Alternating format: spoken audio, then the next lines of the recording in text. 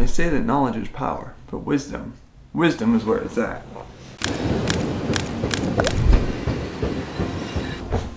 Hey there, my name is WayneWrz, and on this channel we're walking the journey toward Jesus together. Did you know that I haven't always liked the book of Proverbs? You see, it seemed like a lot of people would interpret Proverbs as promises from God, things that would always absolutely be true, but I don't think that is how they're supposed to be used.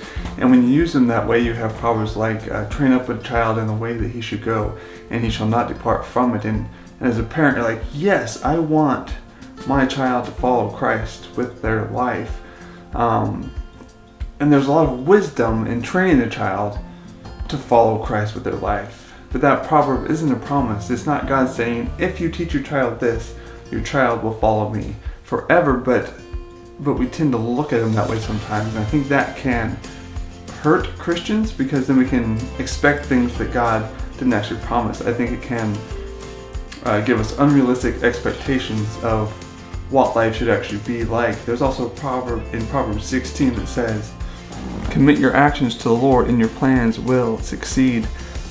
But that's not a promise that every time we commit something to the Lord that everything is going to go perfectly and going to go well. So I think sometimes if we read the Proverbs as promises, which isn't how they're meant to be read, it can give us a false expectation of how things will definitely go. But recently I've started to see more value in reading the Proverbs.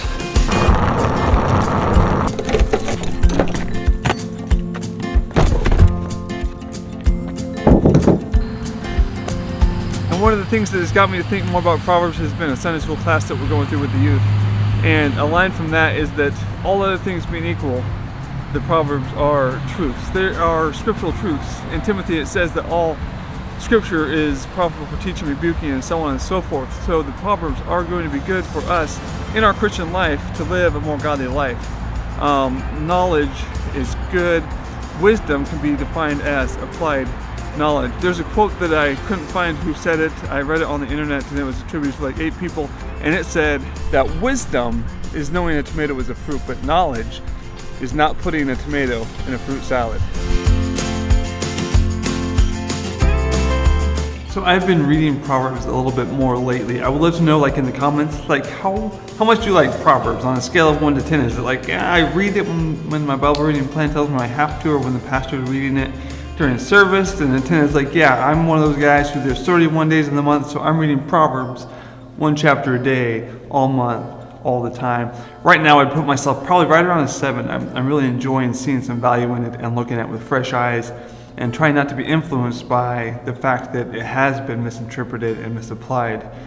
Also, this is my water bottle. I flip it all the time, so I'm going to show you like my top 4 favorite bottle flips right now. Are you ready? Number 1, just the standard 1 toss. Easy peasy. Number 2, I like the in the hand flip. The in the hand flip. It's pretty safe, but sometimes I drop it into school cafeteria lunch buckets and get it in mashed potatoes. And this one I call the high single.